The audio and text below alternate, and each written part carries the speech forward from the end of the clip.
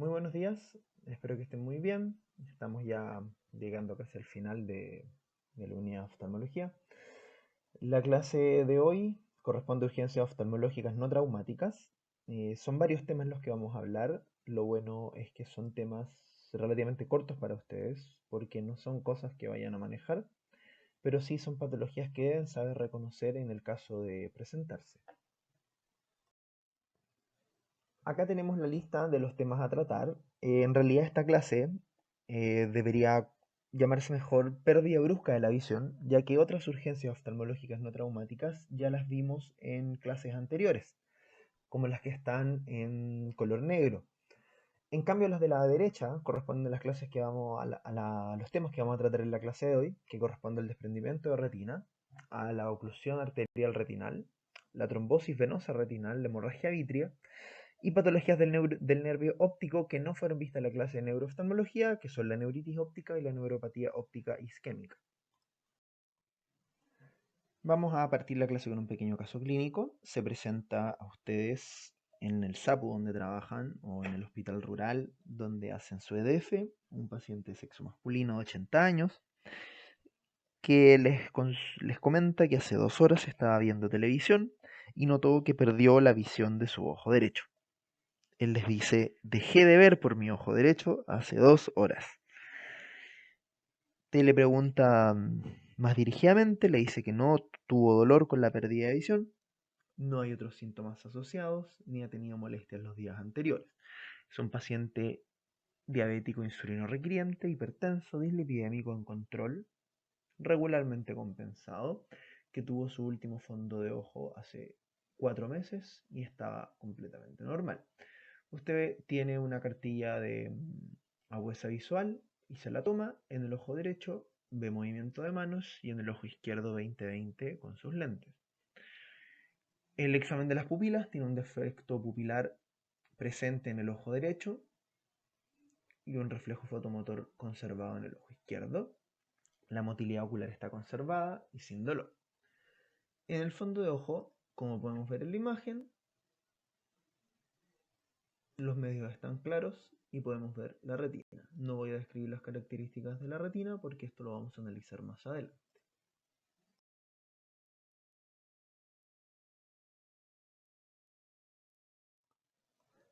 El primer tema que vamos a tratar en la clase de hoy corresponde al desprendimiento de retina, que es una patología de urgencia importante de reconocer.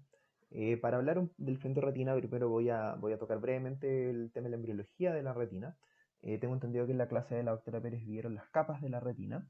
Esto va a ser muy breve porque en realidad yo creo que a estas alturas la embriología de segundo año ya se olvidó, a todos nos pasa.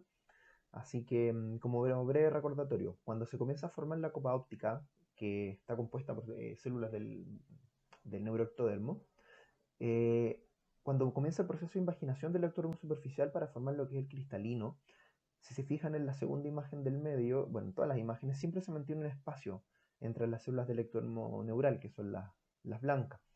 Eso va a formar después, como ven en la figura de la derecha, el epitelio pigmentario retinal, y la retina. Y entre ambas siempre queda un espacio virtual, que es el espacio subretinal. Siempre hay un espacio virtual entre la retina y el epitelio pigmentario, que es donde se produce el desprendimiento de retina. Es decir, el desprendimiento de retina como tal es la separación de la retina del epitelio pigmentario. Por lo tanto, basta un desgarro a nivel de la retina para que comience a entrar fluido del espacio, del espacio vítreo hacia el espacio subretinal, que comienza a crear este espacio virtual, lo convierte en un espacio real y se produce el desprendimiento de retina. Bueno, como les decía antes, la separación de la retina o de la retina neurosensorial del epitelio pigmentario retinal es el desprendimiento de retina en sí. Ahora, esto puede ocurrir por tres motivos, por tres causas, que son los tipos de desprendimiento de retina que podemos tener, que se puede clasificar en regmatógeno, traccional y seroso. El desprendimiento de retina regmatógeno viene del griego regma, que significa desgarro. Por lo tanto, ocurre un desgarro a nivel de la retina que permite la entrada del líquido al espacio suprarretinal, que es la que provoca el desprendimiento de retina. Estos desgarros generalmente están asociados a un desprendimiento del vitrio o a un trauma. El segundo tipo de desprendimiento de retina, que es el traccional, Se produce cuando hay presencia de membranas proliferativas en la superficie de la retina o en el vitrio que, que generan, se genera un contacto entre estas membranas y la retina que genera una adhesión, que luego estas membranas al contraerse generan una tracción de la retina, pudiendo producir un desgarro o simplemente separando la retina del epitelio pigmentario. Y ese es el desprendimiento de retina traccional, que está asociado principalmente a retinopatía diabética proliferante. También puede darse a vitreorretinopatías proliferativas secundarios a trauma o a cirugía o a otros procesos que generen neovascularización retinal. Y el tercer tipo es el desprendimiento de retina seroso, en el cual ocurre una acumulación de líquido subretinal en el espacio subretinal, principalmente debido a inflamación o exudación de algunas lesiones, como por ejemplo puede producirse por uveitis, por otros procesos inflamatorios como sarcoidosis o neoplasias coroides. Esos son los tres tipos de desprendimiento de retina. El más frecuente es el desprendimiento de retina regmatógeno y es principalmente el que vamos a hablar ahora, ya que los otros son desprendimientos de retina secundarios, por llamarlos así. En cambio, el regmatógeno vendría siendo un desprendimiento de retina primario cuando no es traumático, y el desprendimiento de retina regmatógeno no traumático es el que está incluido en el auge. Como les comentaba antes, el desprendimiento de retina regmatógeno generalmente está asociado a un desprendimiento del vitrio. El desprendimiento del vitrio es un proceso natural que ocurre en el ojo con el paso de los años. Cuando uno es niño, el vitrio es muy denso, está condensado, tiene unas densidades similares, pero a medida que van pasando los años, van generándose algunas lagunas de vitrio un poco más líquido entre medio, que el paciente lo puede percibir como unas pequeñas manchas en el campo visual que son móviles, como se definen como moscas volantes, que el nombre técnico corresponde a entopsias. Posteriormente, como el vitrio va cambiando su densidad, comienza a despegarse de la retina, ya que normalmente se encuentra adherido a la retina. Comienza a despegarse en algunas partes y comienza un proceso natural. Comienza primero, como se puede ver en las imágenes de la derecha, en la zona como perifobiolar, luego se desprende a nivel de la fobia, después queda solamente, se comienza a desprender de todo el resto y quedando solamente adherido en el nervio óptico, que es lo último que se separa generalmente, y queda completamente desprendido el vitrio posterior de la retina, quedando solamente adherido a nivel de la base vítrea, que es la parte más anterior de la retina, llegando a la hora serrata. Esto es un proceso natural que termina de ocurrir alrededor de los 60 años. Eh, claro que hay algunas cosas que lo estimulan, como por ejemplo las cirugías intraoculares como la facomulsificación, tienden a adelantar el desprendimiento del vitrio. Y los pacientes míopes también tienden a producirse más temprano. Por lo tanto, si lo consideramos como un proceso natural, a eso de los 60 años se termina de completar, en los miopes puede ocurrir antes y en un paciente que se opere de cataratas también puede ocurrir antes. Otro factor importante de los miopes con el desprendimiento de retina es que la retina de los miopes, especialmente los altos miopes, tiende a ser más delgada. Entonces ese adelgazamiento de la retina la hace más propensa a desgarros con el desprendimiento del vitrio. Paciente hemétrope que tiene un desprendimiento de vitrio probablemente no va a hacer un desgarro, pero un paciente alto miope con un desprendimiento normal del vitrio puede hacer un desgarro.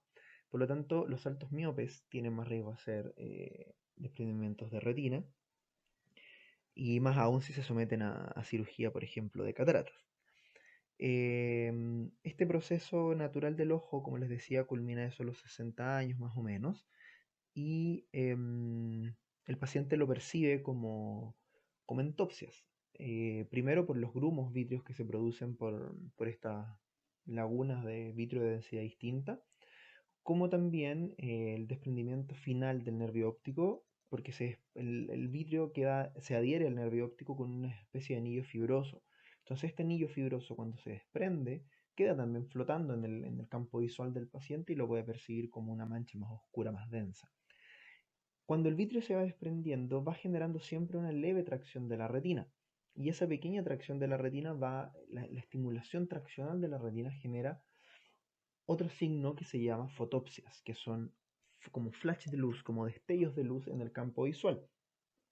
Por lo tanto, generalmente un desprendimiento de vitrio va precedido de fotopsias y luego aparecen las entopsias asociadas al anillo fibroso. Por lo tanto, es importante en un paciente en el cual se sospecha de un desprendimiento de retina el antecedente de la presencia de entopsias y fotopsias. En esta imagen podemos ver hacia la parte inferior como un anillo de color negruzco, grisáceo. Ese anillo está flotando en el vitrio.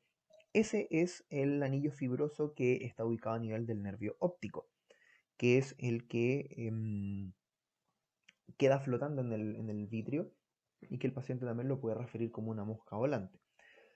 Como les decía antes, cuando el paciente refiere entopsias, especialmente fotopsias, debe ser derivado para un fondo de ojo para descartar la presencia de un desgarro, porque eso lo vamos a ver ahora en la siguiente imagen, o sea, en la siguiente diapositiva, cómo comienza el proceso del desprendimiento de retina.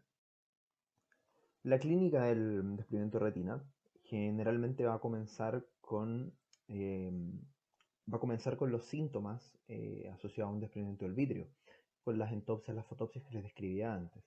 El paciente lo va a referir generalmente como una sombra oscura que aparece en un sector del campo visual, lo puede definir como una cortina, como un telón o como una sombra que va a ir progresando a medida que la retina se va desprendiendo. Como les decía antes, si se forma el desgarro, comienza a entrar vitrio por detrás de la retina a este espacio virtual del espacio subretinal y la comienza a desprender lentamente, por lo tanto es progresivo en horas o en días. Si este desprendimiento va avanzando y llega a comprometer la mácula, se pierde la huesa visual central. Puede haber presencia de un defecto pupilar en el ojo afectado, principalmente cuando hay un desprendimiento a nivel de la mácula o cuando es un gran porcentaje de la retina el que está desprendido, pero no necesariamente va a estar presente. El diagnóstico es al fondo de ojo, ya que todo paciente que presente entopsias o fotopsias debe ser evaluado con un fondo de ojo para poder observar la periferia retinal, porque la gran mayoría de los desgarros asociados al desprendimiento de vitrio están en la periferia. También el paciente puede referir que lo que ve, además de la sombra principal grande, aparecen algunas opacidades negruzcas en el fondo, en el campo visual, que son móviles y que van aumentando de tamaño. Esto puede corresponder a una hemorragia vítrea, ya que, asociada al desprendimiento de retina, ya que en algunos casos puede desprenderse la retina y donde se forma el desgarro, también romperse un vaso que sangra, un vaso retinal que sangra, y eso va a provocar la hemorragia vítrea. También en algunos casos puede haber solo una hemorragia vítrea sin desprendimiento de retina asociado, ya que el vitrio al desprenderse puede traccionar un vaso sin romper la retina y simplemente generar una hemorragia vítrea. En este caso, si la hemorragia vítrea es muy de mucha cantidad, hay mucha sangre en el vitrio, la pérdida de la visión es más súbita y el rojo pupilar al examen clínico se pierde, ya que no están transparentes los medios. Por lo tanto, se hace muy difícil también el fondo de ojo, incluso imposible. Y en esos casos solamente una ecografía ocular nos permitiría evaluar si la retina está desprendida.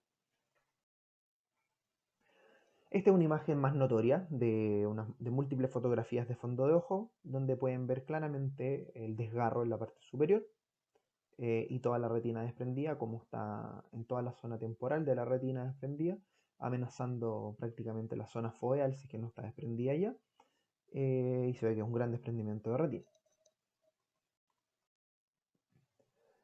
Bueno, lo primero con respecto al tratamiento es importante recordar lo que les decía antes. Todo paciente que presente entopsias o fotopsias de aparición brusca y reciente debe ser derivado por la eventual presencia de desgarros retinales. A veces puede haber solamente un desgarro sin necesidad de un desprendimiento, es decir, se desgarró la retina pero todavía no entra líquido al espacio subretinal, por lo tanto no se está produciendo el desgarro, o sea, no se produce el desprendimiento, perdón, solamente el desgarro. Perdón.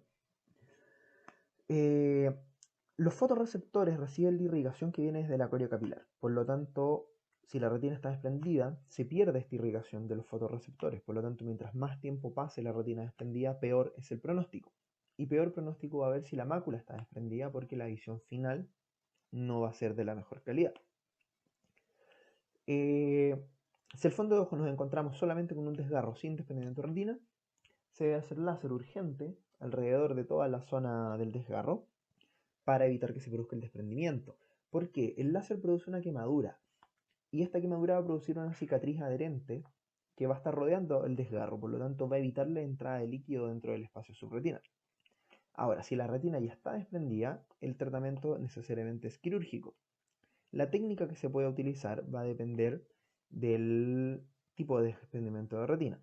Se puede hacer una retinopexia neumática, que es la inyección de gas en el vitrio, asociado obviamente al láser alrededor del desgarro, la instalación de explantes de silicona epiesclerales o bandas de silicona epiesclerales que van a generar por un movimiento mecánico el contacto entre la retina y el epitelio pigmentario, o una vitrectomía, que es aspirar todo el vitrio y mediante procedimientos intraoculares, volver a posicionar la retina y obviamente colocar láser o crioterapia en la zona del desgarro para generar la adhesión definitiva y evitar que se vuelva a producir el desprendimiento. Acá en esta imagen vemos lo de la retinopexia neumática. Como podemos ver en la imagen de la izquierda, se inyecta mediante una jeringa al espacio vítreo una burbuja de gas, que esta burbuja de gas por procedimiento mecánico obviamente, el gas asciende y vuelve a pegar la retina a su lugar. El paciente obviamente tiene que mantenerse en cierta posición un tiempo para asegurarse de que la retina se posicione bien y luego este gas se termina reabsorbiendo.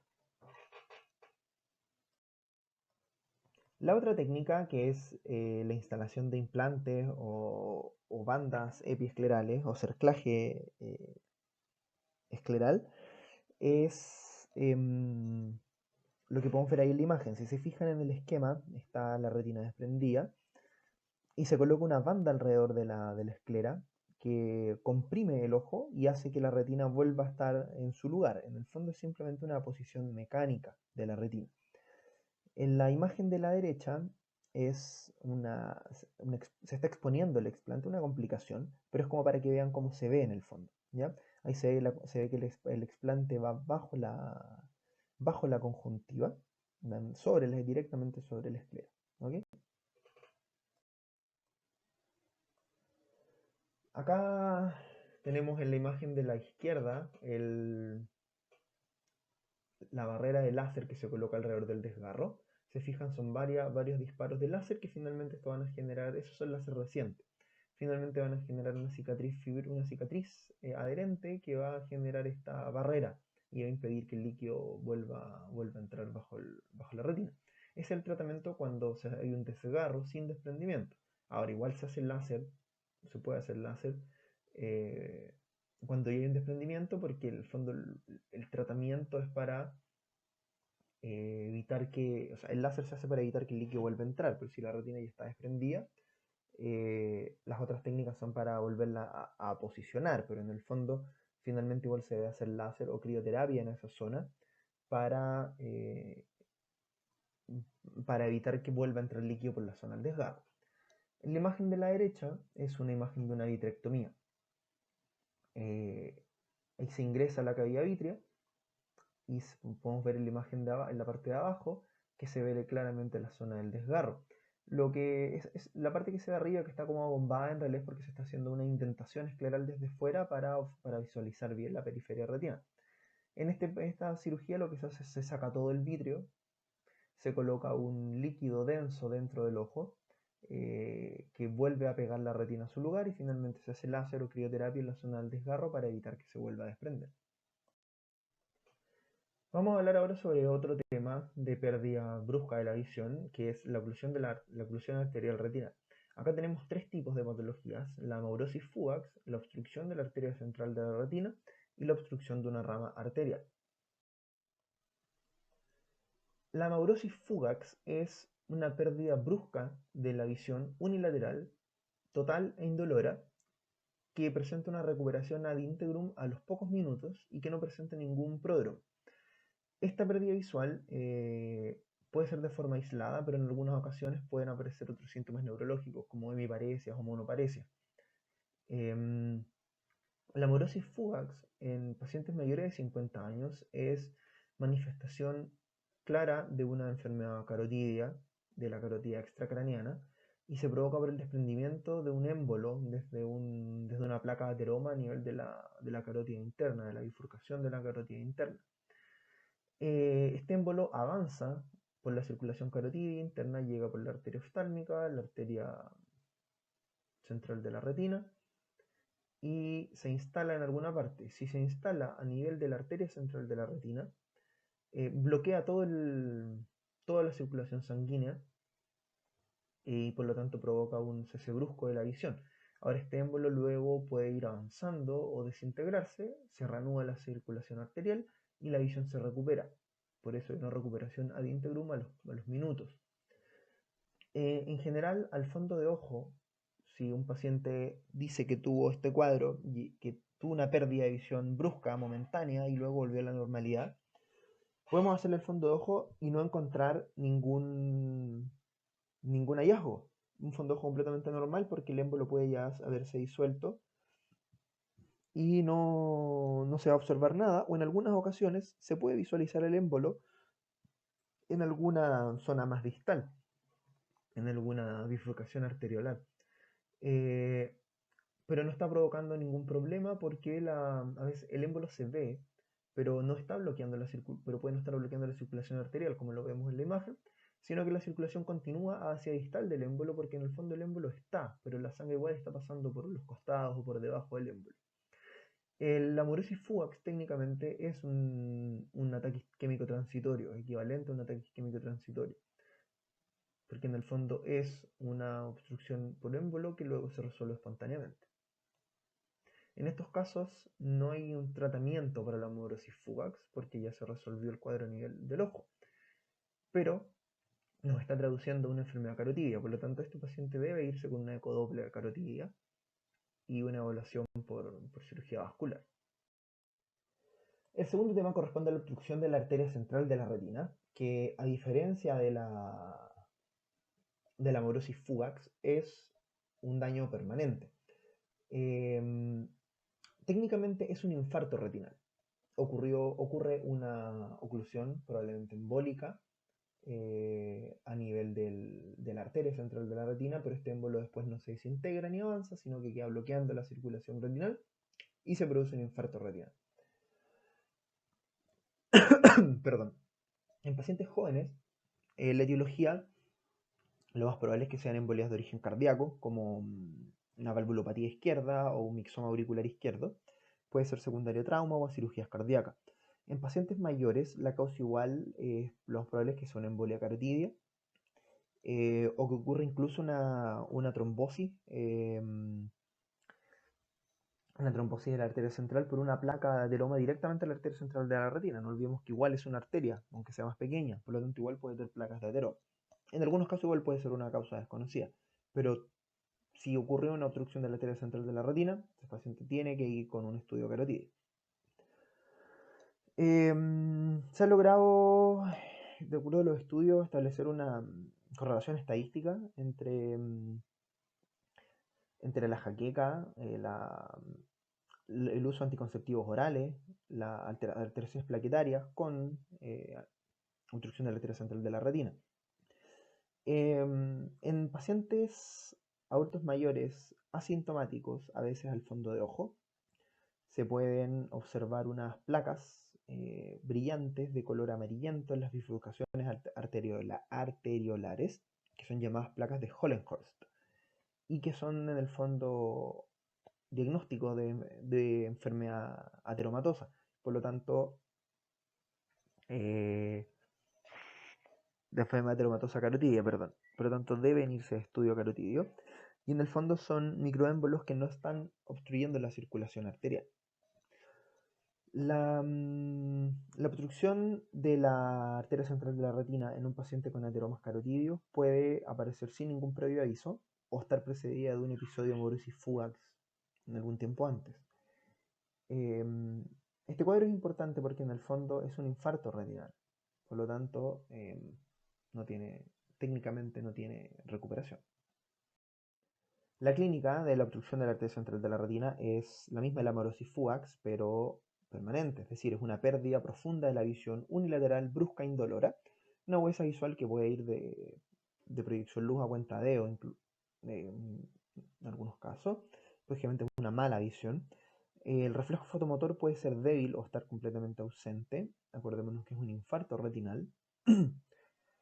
Y al fondo de ojo se va a observar que los medios están claros, es decir, no hay hemorragia vítrea, no hay nada, pero la retina se ve pálida, con un aspecto lechoso que contrasta con una mácula más rojiza, bien marcada, que es lo que se llama la mancha rojo cereza.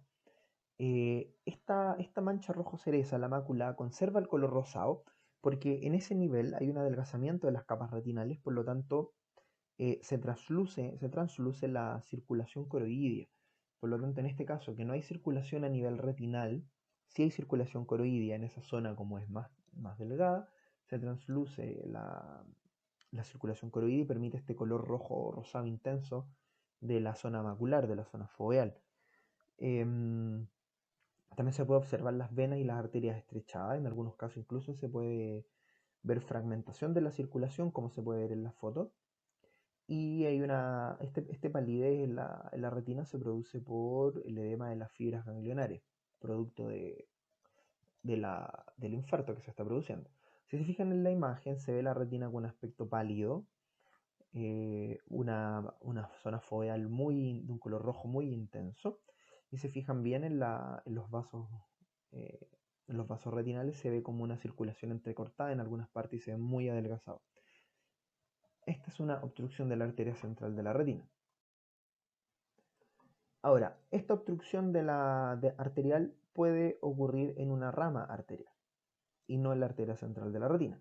Misma etiología, misma fisiopatología, pero esto no ocurre a nivel de la arteria central de la retina, sino en una de las bifurcaciones. Por lo tanto, va a provocar un defecto del campo visual que va a ser sectorial y permanente, y dependiendo de la zona afectada, puede comprometer la zona macular y la visión ser muy mala, como puede ser más distal y no provocar alteraciones en la huesa visual. Al fondo de ojo, lo mismo, esta palidez como lechosa, pero es sectorial, solamente en la zona de la bifurcación, e incluso a veces puede llegar a ser visible el émbolo. Con respecto al tratamiento, en realidad se ha visto que luego de cierto tiempo sin aporte arterial, el daño neuronal es irreversible. En estudios con monos se ha visto que después de 90 minutos sin circulación arterial, el daño neuronal es irreversible. Por lo tanto, todas estas medidas terapéuticas solo tendrían éxito si son realizadas de forma precoz, lo cual rara vez es factible. Las medidas más precoces que podrían tomarse es intentar bajar la presión intraocular con una paracentesis limbar en la cámara anterior. Es decir, se ingresa a la cámara anterior con una aguja y se extrae una pequeña cantidad de humor acuoso. También se podría realizar masaje ocular, con todo esto es para intentar que haya menos resistencia para que se restablezca la circulación arterial. Se han visto tratamientos más invasivos como una cateterización de la arteria oftálmica a través desde la arteria femoral y la inyección de trombolíticos como el TPA o la streptokinasa, pero no se ha visto que sean de real utilidad en realidad, además de los riesgos mismos que tiene el tratamiento. En el fondo es importante recordar que todas estas patologías, técnicamente hablando, pueden no tener tratamiento.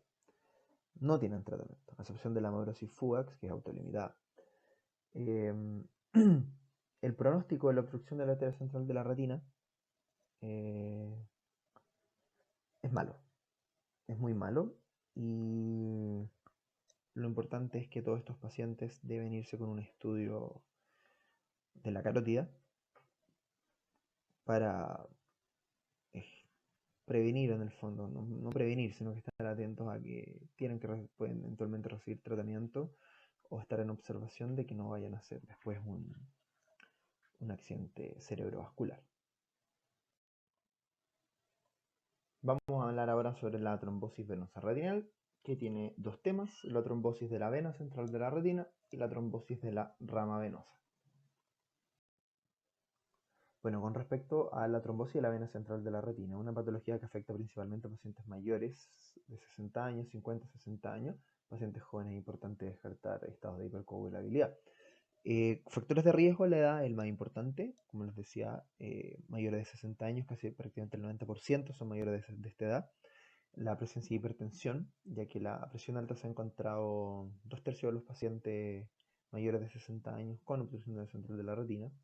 La hiperlipidemia, la diabetes, eh, el uso de anticonceptivos orales, la presión intraocular elevada con el glaucoma son factores de riesgo. Con respecto a la patogenia de esta enfermedad, se cree que sigue los principios de la triada de Virchow, es decir, éxtasis, daño endotelial y hipercoagulabilidad. Lo que ocurre acá es que la vena y la arteria central de la retina van por dentro del nervio óptico y el espacio que ocupan es inextensible. Aparte que comparten la misma vaina adventicial. Por lo tanto, estos vasos vienen por dentro del nervio óptico y atraviesan la lámina cribosa. Entonces, los cambios ateroscleróticos en la arteria se hacen a expensas del lumen de la vena. Por lo tanto, los cambios ateroscleróticos de la arteria van a comprimir la vena y van a precipitar la aparición de una oclusión de la vena central de la retina. Por lo tanto, esta patología está principalmente asociada a los cambios ateroscleróticos de la arteria central de la retina.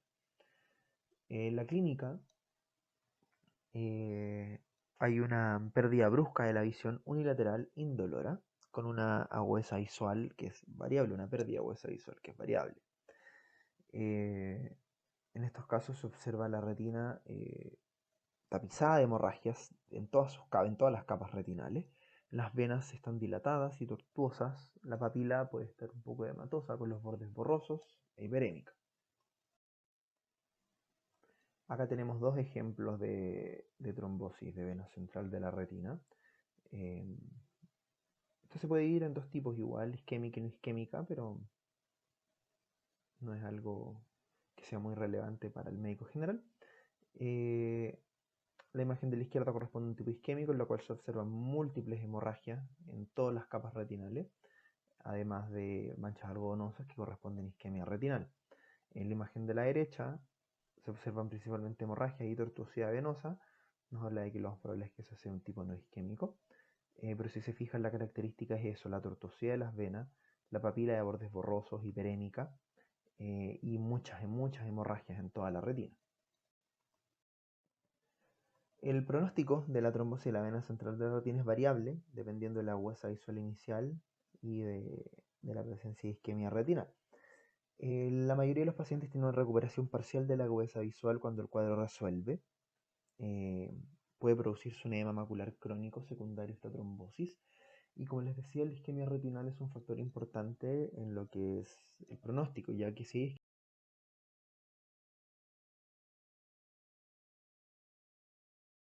y nos lleva a algo que ya vimos en una clase anterior, que es el glaucoma neovascular. A este tipo de glaucoma se le llama generalmente el glaucoma de los 100 días porque aparece entre los 3 a los 4 meses posterior a una trombosis de la vena central de la retina. Por lo tanto, tratamiento de esta patología. Técnicamente hablando, no hay un tratamiento de la trombosis en sí, sino que el tratamiento es de las complicaciones asociadas. Si hay edema macular, se trata con anti-VEGF, como el Avastin intravítreo. Y si hay isquemia retinal, una panfotocoagulación para tratar la isquemia y con eso evitar la aparición del glaucoma neovascular. En el fondo los pacientes van a recuperar agudeza visual, la circulación retinal se restablece, se producen chans venosos hacia la circulación coroidea, pero queda un daño en la retina, especialmente en los casos isquémicos. Por eso la recuperación de la agudeza visual es parcial y variable dependiendo del tipo de trombosis de vena central de la retina. La trombosis de rama venosa es lo mismo que la trombosis de vena central, solo que ocurre en una rama venosa y no en la vena principal. Y va a ocurrir esta trombosis a nivel de los cruces arteriovenosos, principalmente cuando hay cruces arteriovenosos patológicos. ¿A qué me refiero con esto? La arteria y la vena, cuando se cruzan a nivel de la retina, comparten la adventicia en ese nivel. Por lo tanto, los cambios arterioscleróticos a nivel de la arteria van a generar una proliferación venticial y una constricción del lumen venoso, similar a lo que hablábamos antes, solamente que esto ocurre en los cruces arteriovenosos a nivel de la retina. Por lo tanto, va a ser más frecuente en los pacientes hipertensos y en adultos mayores por la presencia de arteriosclerosis. Las ramas más afectadas generalmente van a ser las temporal superior, temporal inferior. Y como les decía, esta trombosis que ocurre en los cruces, no solamente por el hecho de que existe el cruce patológico, lo que va a provocar la trombosis, sino que tiene que haber una concurrencia de factores hemodinámicos que van a gatillar esta trombosis. Y luego como se produce la trombosis, aumenta la presión dentro de las venas, que va a llevar a la dilatación y a la extravasación de la sangre. La clínica vamos a tener algo similar a la oclusión de rama arterial, una pérdida brusca de un sector del campo visual, puede haber compromiso de la visión central si está afectada la zona foveal, la zona macular, perdón. Y el fondo de ojo, lo mismo que en la trombosis central, es decir, hemorragia, pero solamente la zona afectada, que es una zona triangular que nace desde el cruce arteriovenoso. Las ramas distales van a estar tortuosas y dilatadas y habitualmente va a haber edema de retina en esa zona. Estas son dos imágenes de lo que les comentaba, trombosis en una zona de la retina. Si se fijan en aspectos relativamente triangular, que nace desde un punto y comienza a extenderse hacia el resto de la retina. Esto es por la trombosis a nivel de un cruce arteriovenoso y luego se distribuye en la retina que corresponde a la zona tributaria de esa vena. El pronóstico de la trombosis de rama es mejor que el de la trombosis vena central. La mayoría de los pacientes recuperan la visión en meses y la aparición de neovasos retinales o neovasos papilares es raro. El tratamiento, importante la evaluación médica general en caso de que no sea un paciente conocido hipertenso, para detectar la eventual presencia de hipertensión o de otros factores de hipercoagulabilidad que pueden haber provocado esto. Si hay edema macular, anti-VEGF. Si hay isquemia retinal, fotocoagulación focal en esa zona para evitar la presencia de neovasos.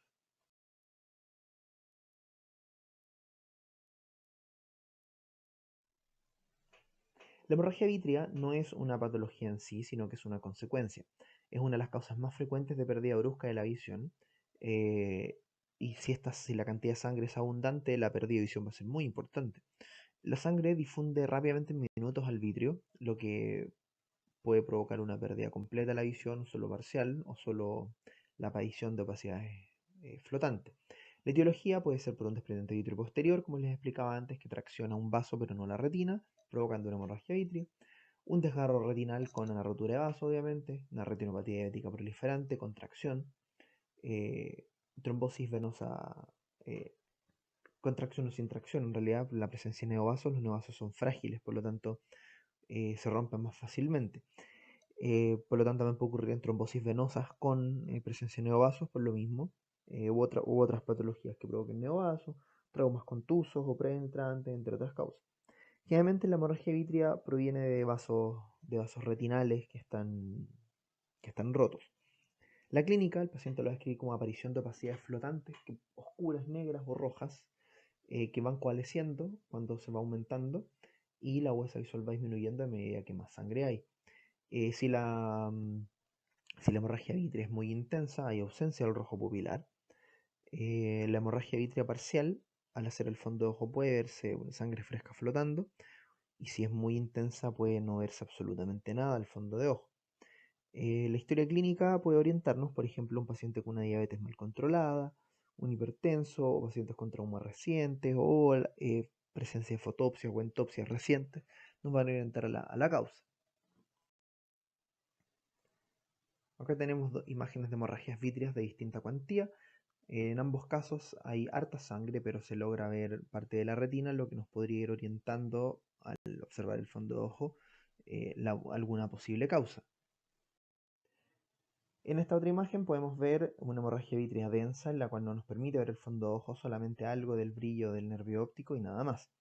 Por lo tanto, el tratamiento de la hemorragia vítrea va a depender de la cuantía, si se visualiza o no la retina. Si no se visualiza la retina, se toma una ecografía ocular. Si nos muestra esta ecografía que hay un desprendimiento de retina, hay que hacer cirugía urgente de vitrectomía para poder sacar la hemorragia vítrea y tratar el desprendimiento de retina.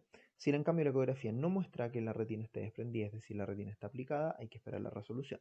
Esto se puede reabsorber en 1 a 3 meses y espontáneamente. Si en ese plazo de 3 meses no resolvió la hemorragia, se debe hacer vitrectomía para sacar la hemorragia y ver cuál fue la causa.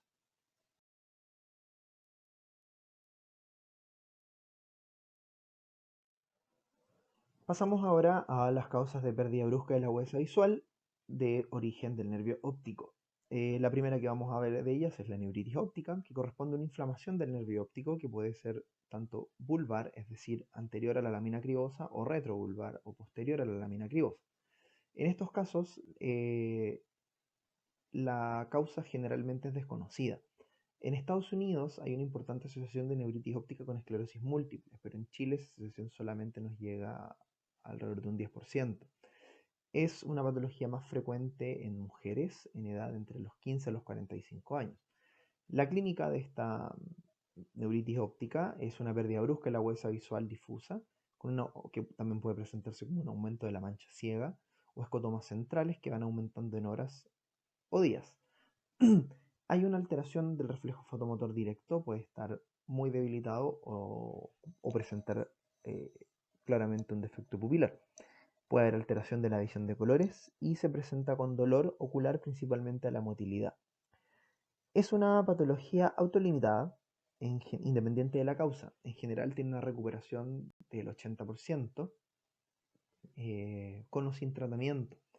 Hay estudios que muestran que se puede tratar con corticoides, pero los corticoides solamente aceleran la velocidad de recuperación de la neuritis óptica, pero no afectan de otra medida, ya que el cuadro es autolimitado. Sí o sí va a resolver en un plazo de algunas semanas a meses, pero es importante una evaluación neurológica para descartar alguna enfermedad desmielinizante. Acá tenemos dos imágenes de pacientes con neuritis óptica. En ambos casos se puede ver el edema de papila, los bordes borrosos, pero sin hemorragia. Es un edema de papila algo hiperémico, pero no hay ninguna hemorragia en el nervio óptico. Si hubiese hemorragia en el nervio óptico, habría que sospechar otra cosa y no una neuritis óptica.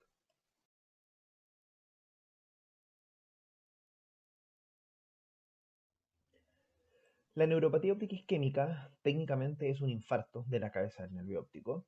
Hay de dos tipos, arterítica y no arterítica.